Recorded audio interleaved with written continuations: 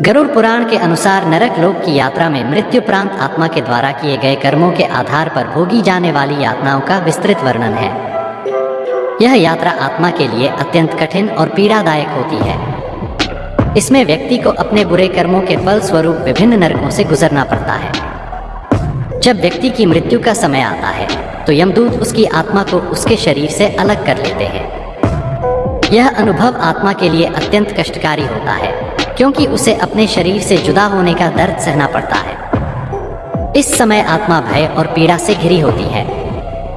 मृत्यु के तुरंत बाद यमदूत आत्मा को पकड़ लेते हैं। यमदूत अत्यंत भयावह रूप में आते हैं। उनके हाथों में लोहे के हथियार होते हैं। यह दृश्य देखकर आत्मा अत्यधिक डर जाती है और उसकी चीत्कार होती है।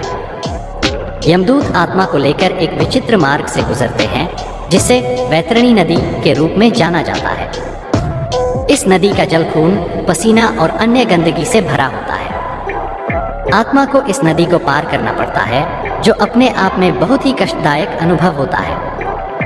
वैतरणी नदी पार करते समय आत्मा को तीव्र जलन, पीड़ा और यातना का अनुभव होता है। नदी में स्थित जीव आत्मा को काटते हैं और उसे कष्ट देते हैं। यह यात्रा इतनी कठिन होती है कि आत्मा कई बार रोती और चीखती है, परंतु यमदूत उसकी ओर कोई ध्यान नहीं देते। इस यात्रा के दौरान आत्मा को 84 लाख योनियों का दर्शन कराया जाता है। यह उसे उसके पिछले जन्मों के कर्मों का स्मरण कराता है। आत्मा को यह बताया जाता है कि उसके बुरे कर्मों के कारण उसे किस तरह की योनियों में जन्म लेना पड़ सकता है। वैतरणी नदी पार करने के बाद आत्मा को यमराज के समक्ष उपस्थित किया जाता है, जहां उसके अच्छे और बुरे कर्मों का हिसाब किताब किया जाता है। यमराज अपने न्याय के आधार पर आत्मा को उसके कर्मों के अनुसार विभिन्न नरकों में भेजते हैं। गरुड़ पुराण में कुल 28 प्रकार के नरकों का वर्णन मिलता है, जिनमें प्रत्येक नरक में अलग अलग प्रकार की यातनाएं दी जाती हैं। जैसे रौरव नरक, इसमें आत्मा को आग में जलने की यातना दी जाती है। महाराएरव नरक, यहाँ आत्मा को जंगली पशुओं द्वारा खाया जाता है।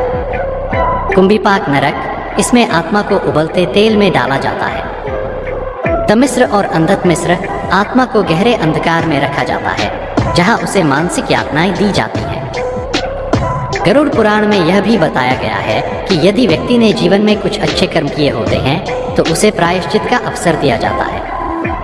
इस दौरान उसे अपने बुरे कर्मों का पश्चाताप करने का मौका मिलता है। नरक लोक में भोगने के बाद आत्मा को उसके कर्मों के अनुसार अगले जन्म में पुनः किसी योनि में भेजा जाता है। यह पुनर्जन्म एक मनुष्य, पशु या किसी अन्य योनि में हो सकता है। गरुड़ पुराण के अनुसार कर्मों के फल से ही आत्मा का भविष्य निर्धारित होता है। गरुड़ पुराण के अनुसार नरक लोक की यह यात्रा आत्मा के लिए अत्यंत कठिन और भयानक होती है। यह यात्रा हमें हमारे कर्मों के प्रति जागरूक करती है और हमें इस बात का एहसास कराती है कि हमें जीवन में अच्छे कर्म करने चाहिए, ताकि हमें मृत्यु के बाद नरक की पीड़ा न सहनी पड़े।